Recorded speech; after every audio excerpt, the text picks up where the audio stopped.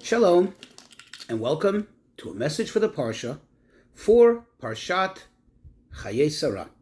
In the beginning of this Parsha, we learn about the very sad news that Sarah passed away. Sarah died, and she needs to be buried.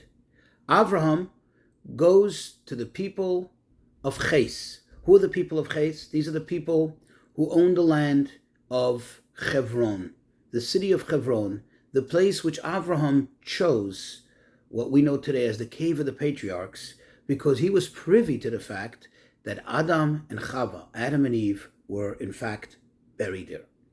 And he chose that place to be the ancestral burial place for the fathers and mothers, for the patriarchs and matriarchs of Am Yisrael, of our nation. Now, when he comes to the people know who he is. Of course, Avraham was perhaps the most famous personality of his time. He was known as a very, very successful man. He was also known as a very righteous man, as a very benevolent man. He was kind to all. And he was the one who was teaching everyone about Hashem, about God, about his monotheistic beliefs. And he was successful at it. So you understand that everybody knew him, and almost everybody revered him. So when he came and he asks, please, I would like to have this piece of land. And they said to him, sure, take it. It's yours. Consider it done. And he said, no. I want to speak to its rightful private owner, to Ephron. And he insists upon meeting Ephron that he wants to purchase it. And Ephron says, no, we want to gift it to you. It'll be an honor for us to gift it to you. And Avraham insists, and at the end, he pays top dollar for the purchase of this small piece of land. The question is, why? What would have been wrong if they would have given it as a gift? Moreover, think about it. Avraham was such a benevolent person. Avraham, who tried and went out of his way to meet the needs of everyone, to please everyone. Why didn't he give him this pleasure? Why did he give him this benefit of having the merit of gifting the land for the burial of Sarah? Why did he deprive them of this special opportunity?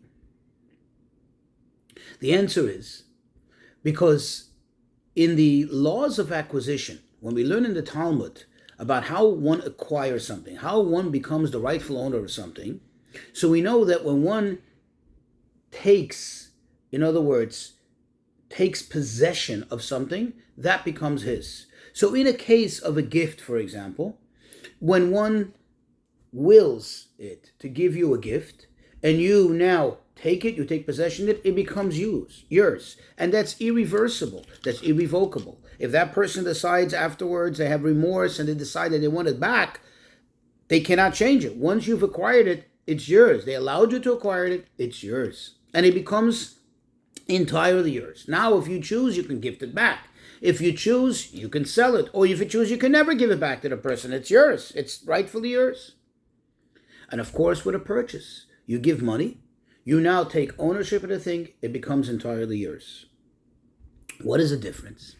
The difference is that when one gives a gift, the matana, the gift, is talui bidat hanoten.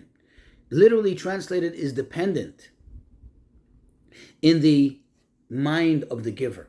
That means the reason for the ownership, the underlying catalyst of this acquisition is the fact that the giver, out of his or her good-heartedness, her goodwill, out of their own volition, decided to gift it to this person. And that's what makes the acquisition possible.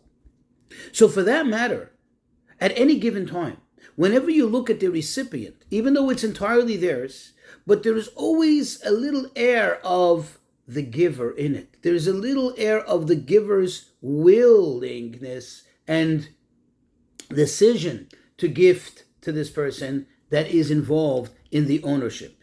Because it's not entirely from the receiver. All the receiver did was receive the gift, took possession of the gift, but it's not they that acquired it. It's not they that made it happen. In fact, it's the giver who gave it. So there's always as if to say, who gave it to you? There's always think, how did you get it? Oh, it's a gift, so who gave it to you? So that person is always somewhat attached to this item. Whereas when you purchase something, the ownership, the right to that item of the prior owner, of the seller, becomes totally and absolutely voided. It ends right there. Because why do you own it? If you're a purchaser, why do you own it? Because he or she decided to give it to you? No, because you paid for it. So your money, the ownership gets transferred into the money. His ownership now becomes on your money or the barter item that you've given him in exchange, and you now become a full and absolute owner of it. In other words, Avraham did not want to have any whatsoever, even a remote attachment of ownership, of claim to ownership, even in just an idea from the children of Ches, from the people, from the natives of that land. Why? Because he wanted it to be entirely and absolutely 1,000,000% the ownership, the possession of Am Yisrael. In other words, he wanted to fully own it. Now this is a lesson for us. This is very, very powerful. You see, this was repeated one more time in history. And that is when King David bought the plot of land on which stood the Holy Temple.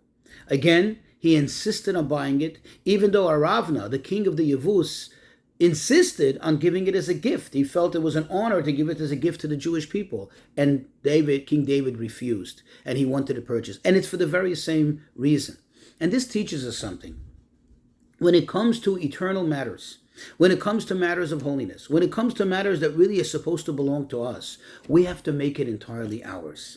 We have to work hard on it. We have to give all that we have. Whether it's the money, it's the energy, it's the effort, it's the goodwill, whatever it may be. But when we do a good deed, when we have an accomplishment in life, it should be ours. It should be our own.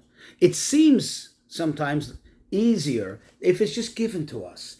Free lunch, but there is no such thing as free lunch. And really, it's not valuable. And that's what our father, Abraham, is teaching us. That if it belongs to us, if it's going to be yours, make it fully yours. Give it all you got.